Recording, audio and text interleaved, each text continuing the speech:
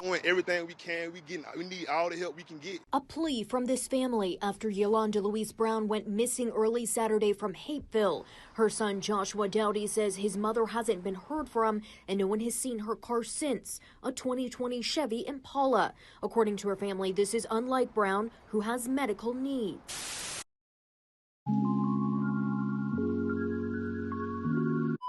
The family of a missing Newton County, Georgia woman is searching for answers when it comes to her disappearance.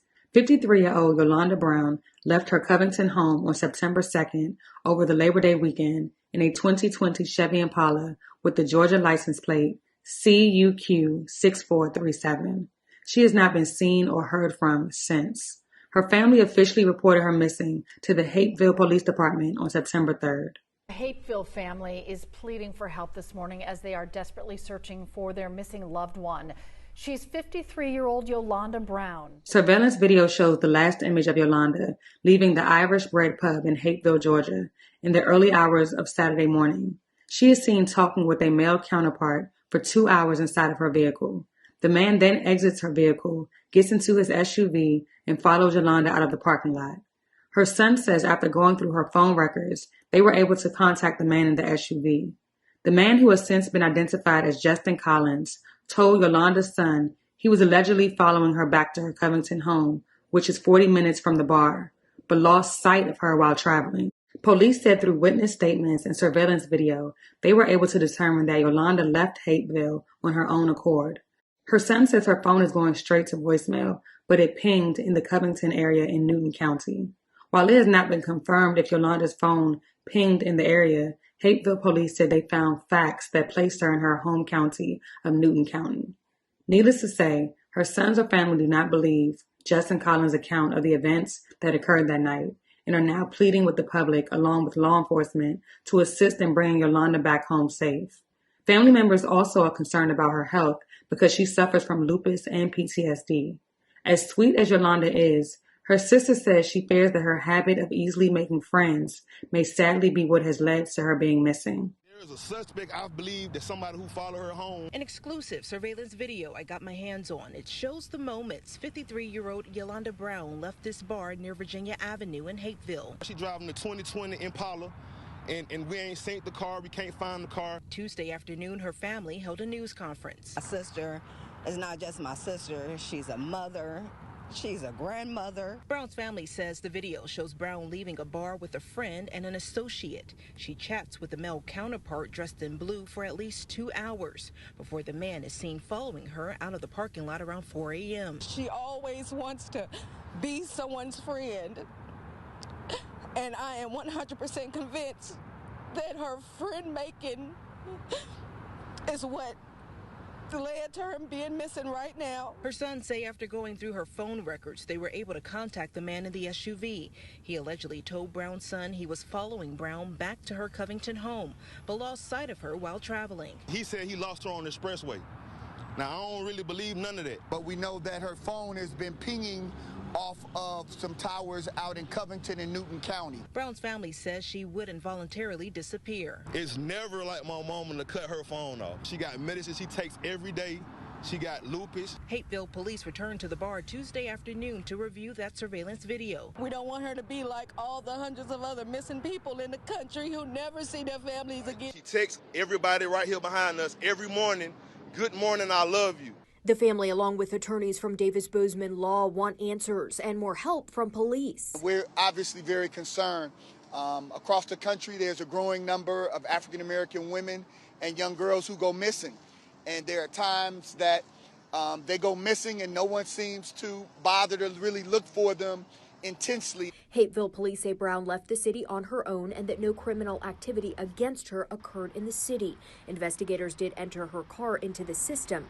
They say facts placed her in Newton County where she lives, so it's out of their hands and is now being taken over by Newton County. But her family says there's more to the story. The Newton County Sheriff's Office confirmed that it is investigating this case alongside the Georgia Bureau of Investigation and launched a new helicopter search for her on Wednesday, 6 days after she was reported missing.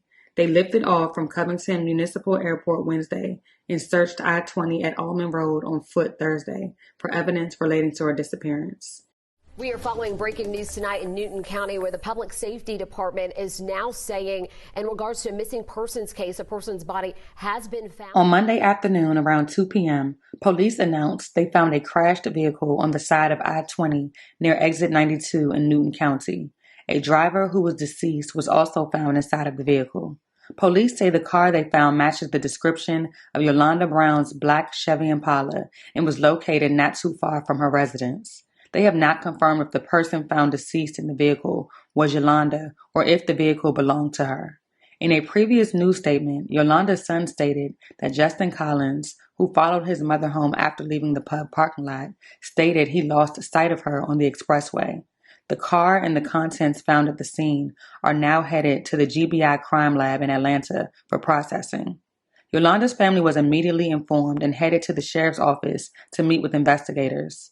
Following the meeting, a news conference discussing next steps in the investigation was held outside of the station. I can tell you right now, Yolanda's son just showed up to the sheriff's office. In fact, I just got back to the sheriff's office from the crime scene, which is about 2 miles from the sheriff's office. I can confirm the coroner's van just left that scene. Right now, this is still considered a missing persons case. Obviously, the sheriff's office has not identified whose vehicle that was or if, in fact, Yolanda Brown was found in that vehicle. I can't tell you. Approximately 2:19 this afternoon, deputies located a vehicle off the roadway in the woods, off I-20.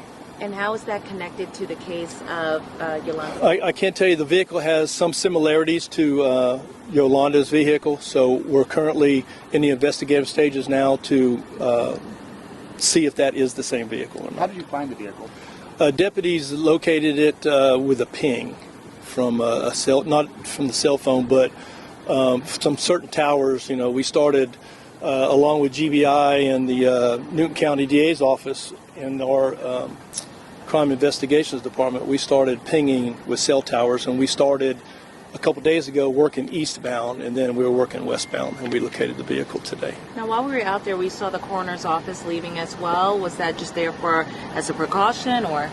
Coroner's office was called due to a vehicle. We didn't know what we had, so the coroner's office was called to the scene. So was there a body in the vehicle? I can't verify that or anything. I noticed Yolanda Brown's family here. Did you guys just meet with them? We just met with them to talk to them about what was found today and see if we couldn't gather a little bit more information from them. And can you talk about what happens next? So it gets towed to the GBI. Talk about what happens. Was going to the GBI. They've been working extensively with us on this. They're going to perform an autopsy later this week, and once all this is complete, and we'll have more information. An autopsy on what? On the vehicle. They're going to do a complete search of the vehicle, search warrants, and everything on that. They're going to come. Is Yolanda Brown still considered missing right now? Yes.